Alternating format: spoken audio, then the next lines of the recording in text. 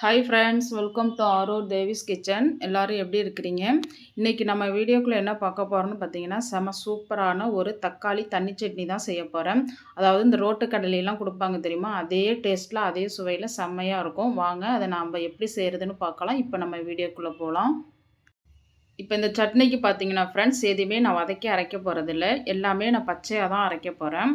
அதுக்கு வந்து நான் இப்போ ஒரு மிக்ஸி ஜாரில் பார்த்தீங்கன்னா 10லேருந்து ஒரு 12 சின்ன வெங்காயம் உரித்து எடுத்துருக்கிறேன். அதை அதில் சேர்த்துக்கலாம். இப்போ வந்து கூடவே ஒரு பெரிய வெங்காயமும் கட் பண்ணி எடுத்துருக்கிறேன், அதையும் அது கூட சேர்த்துக்கலாம். கூடவே பார்த்தீங்கன்னா ஒரு 10லேருந்து 12 பூண்டு பல் எடுத்து உரித்து வச்சுருக்கேன், அதையும் இதை கூட சேர்த்துக்கலாம். கொஞ்சமாக ஒரு சின்ன அளவு புளி எடுத்துருக்கிறேன், அதையும் சேர்த்துக்கலாம். இப்போ உங்களுக்கு காரத்துக்கு தகுந்த மாதிரி நீங்கள் மிளகாய் சேர்த்துங்க. நான் ஒரு 12 மிளகாய் சேர்த்துருக்கிறேன்.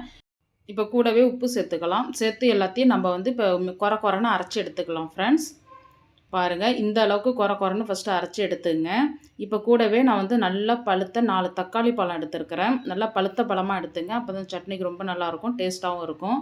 இப்போ எதுவுமே தண்ணி ஊற்றாமல் தான் நம்ம அரைக்கணும். இதையும் அரைச்சி எடுத்துக்கலாம். இப்போ நம்ம பாருங்கள், இந்த அளவுக்கு நான் அரைச்சி எடுத்துருக்கிறேன். இந்த அளவுக்கு அரைச்சி எடுத்துக்கிட்டால் போதும். இப்போ நம்ம இதை தாளிச்சிக்கலாம். தாளிக்கிறதுக்கு இப்போ நான் ஒரு கடாய் வச்சுட்டேன். இப்போ பார்த்தீங்கன்னா நல்லெண்ணெய் சேர்த்துங்க. அந்த தாளிப்புக்கு ரொம்ப நல்லாயிருக்கும், டேஸ்ட்டாகவும் இருக்கும். ஒரு 4 ஸ்பூன் அளவுக்கு நல்லெண்ணெய் சேர்த்துருக்குறேன். கூடவே கடுகு சேர்த்துக்கிட்டேன். கொஞ்சமாக உளுத்தம்பருப்பு சேர்த்துக்கிட்டேன். கருவேப்பிலை இருந்தால் சேர்த்துங்க, என்கிட்ட கருவேப்பிலை இல்லை, அதனால் நான் சேர்க்கலை. கொஞ்சமாக பெருங்காயத்தூள் சேர்த்துங்க, நல்லாயிருக்கும். இப்போ எல்லாமே கடுகெல்லாம் பொரிஞ்ச பிறகு நம்ம அரைச்சி வச்சுருக்கிற விழுது அதில் சேர்த்துக்கலாம். தண்ணி எதுவும் ஊற்றிடாதீங்க. தண்ணி ஊற்றாமல் கொஞ்சம் நேரம் அதை நல்லா வதக்கி எடுத்துக்கணும். அந்த சட்னியை நம்ம நல்லா வதக்கி எடுத்துகிட்டு அப்புறம் அதுக்கு பிறகு எண்ணெய் பிரிஞ்சு வந்த பிறகு தான் நம்ம வந்து தண்ணி சேர்க்கணும். அதனால் இப்போ தண்ணி சேர்த்துறாதீங்க. இதை கொஞ்சம் நேரம் நம்ம மூடி போட்டு மூடி வச்சிடலாம், ஒரு 5 நிமிஷத்துக்கு. பாருங்கள், இந்த அளவுக்கு சட்னி நல்லா வதங்கி வரணும்.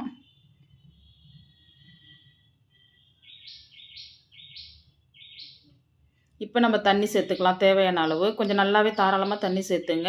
இந்த சட்னியே தண்ணி சட்னி தான். இன்னும் கொஞ்சம் கூட தண்ணி சேர்த்துக்கலாம் நம்ம. இந்த டைமிங்கில் நீங்கள் உப்பு பார்த்து செக் பண்ணி உப்பு போட்டுங்க ஃப்ரெண்ட்ஸ். இதை அப்படியே நம்ம கொஞ்சம் நேரம் மூடி போட்டு மூடி வச்சிடலாம். ஒரு 5லேருந்து 10 நிமிஷத்துக்கு வரையுமே கூட நல்லா கொதிக்க வச்சுருவோம். இப்போ பார்த்தீங்கன்னா நான் ஒரு நல்ல சின்ன குழிக்கரண்டி அளவுக்கு மாவு, என்ன மாவுன்னு பார்த்தீங்கன்னா இட்லி மாவு தான் எடுத்துருக்கிறேன். இதை எடுத்து நம்ம தண்ணி ஊற்றி நல்லா கரைச்சி எடுத்துக்கலாம். இந்த சட்னிக்கு பார்த்தீங்கன்னா டேஸ்ட்டு கொடுக்குறதே இந்த இட்லி மாவு தான். இப்போ நம்ம அந்த இட்லி மாவு நல்லா கரைச்சி எடுத்துக்கலாம். பாருங்கள், இப்போ நல்லா கொதிக்குது பாருங்கள் சட்னி. இப்போ இந்த ஸ்டேஜில் நம்ம கரைச்சி வச்சுருக்கிற இட்லி மாவை அதோட சேர்த்துக்கலாம். சேர்த்து நல்லா கலக்கி விட்ருங்க எல்லாத்தையும் ஒன்றா. இட்லி மாவு நம்ம சேர்த்த பிறகு ரொம்ப நேரம் கொதிக்கணும்னு இல்லை, ஒரு 2 நிமிஷம் கொதிச்சா போதும்.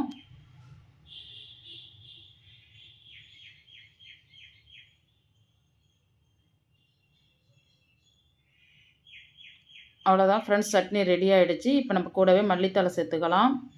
பாருங்கள், இப்போ நான் ஒரு பாத்திரத்துக்கு மாற்றிக்கிட்டேன்.